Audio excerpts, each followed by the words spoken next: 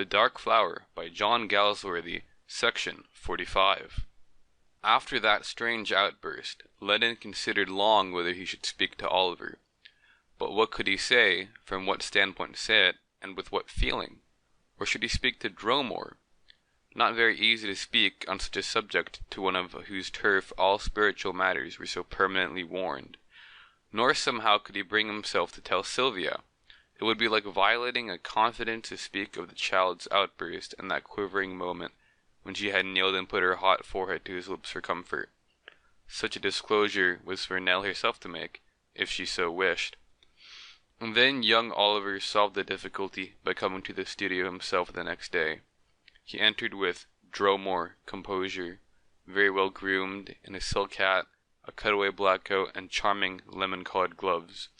What indeed the youth did, besides belonging to the yeomanry and hunting all winter, seemed only known to himself. He made no excuse for interrupting Lennon, and for some time sat silently smoking his cigarette, and pulling the ears of the dogs. And Lennon worked on, waiting. There was always something attractive to him in this young man's broad, good-looking face, with its crisp dark hair and half-insolent good humor, now so clouded. At last Oliver got up and went over to the unfinished Girl on the Magpie Horse. Turning to it so that his face could not be seen, he said, "You and Mrs. Lennon have been awfully kind to me. I behaved rather like a cad yesterday. I thought I'd better tell you. I want to marry Nell, you know." Lennon was glad that the young man's face was so religiously averted. He let his hands come to anchor on what he was working at before he answered. "She's only a child, Oliver." And then, watching his fingers making an inept movement with the clay, was astonished at himself. "She'll be 18 this month," he heard Oliver say. "If she once gets out amongst people, I don't know what I shall do. Old Johnny's no good to look after her." The young man's face was very red. He was forgetting to hide it now. Then it went white, and he said through clenched teeth, "She sends me mad. I don't know what not to. If I don't get her, I shall shoot myself. I shall, you know, I'm that sort. It's her eyes. They draw you right out of yourself and leave you." And from his gloved hand the smoked-out cigarette end fell to the floor. "They say her mother was like that. Poor old Johnny. Do you think I've got a chance, Mr. Lennon? I don't mean now, this minute. I know she's too young." Lennon forced himself to answer. "I dare say, my dear fellow, I dare say. Have you talked with my wife?" Oliver shook his head. "She's so good, I don't think she'd quite understand my sort of feeling." A queer little smile came up on Lennon's lips. "Ah, well," he said, "you must give the child time, perhaps when she comes back from Ireland after the summer." The young man answered moodily, "Yes, I've got the run of that, you know, and I shan't be able to keep away." He took up his hat. "I suppose I oughtn't to have come and bored you about this, but Nell thinks such a lot of you, and you being different to most people, I thought you wouldn't mind." He turned again at the door. "It wasn't gas what I said just now about not getting her. Fellows say that sort of thing, but I mean it." He put on that shining hat and went, and Lennon stood staring at the statuette. So! Passion broke down even the defenses of dromordom. Passion. Strange hearts it chose to bloom in. "Being different to most people, I thought you wouldn't mind." How had this youth known that Sylvia would not understand passion so out of hand as this? And what had made it clear that he would? Was there, then, something in his face? There must be. Even Johnny Dromore, most reticent of creatures, had confided to him that one hour of his astute existence, when the wind had swept him out to sea. Yes, and that statuette would never be any good, try as he might. Oliver was right. It was her eyes, how they had smoked in their childish anger.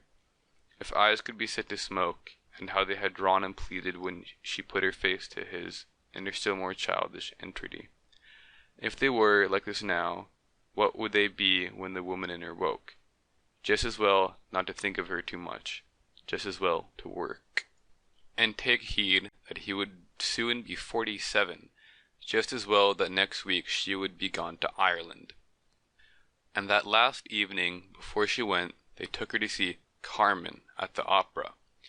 He remembered that she wore a nearly high white frock and a dark carnation in the ribbon tying her crinkly hair that still hung loose.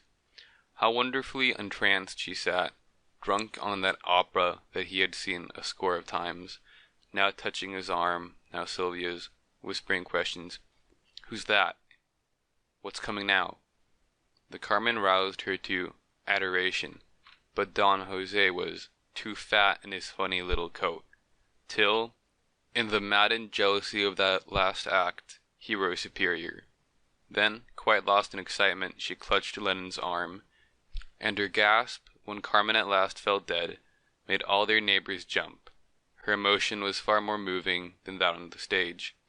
He wanted badly to stroke and comfort her and say, "There, there, my dear, it's only make-believe." And when it was over, and the excellent murdered lady and her poor fat little lover appeared before the curtain, finally forgetting that she was a woman of the world, she started forward in her seat and clapped. And clapped. Fortunate that Johnny Dromer was not there to see. But all things coming to an end, they had to get up and go. And as they made their way out to the hall, Lennon felt a hot little finger crooked into his own, as she simply must have something to squeeze. He really did not know what to do with it. She seemed to feel this half-heartedness, soon letting it go. All the way home in the cab she was silent. With that same abstraction she ate her sandwiches and drank her lemonade, took Sylvia's kiss, and, quite a woman of the world once more, begged that they would not get up to see her off, for she was to go at 7 in the morning to catch the Irish mail. Then, holding out her hand to Lennon, she very gravely said, "Thanks most awfully for taking me tonight. Goodbye." He stayed for a full half an hour at the window, smoking. No street lamp shone just there, and the night was velvety black above the plane trees. At last, with a sigh, he shut up, and went tiptoeing upstairs in darkness. Suddenly in the corridor, the white wall seemed to move at him.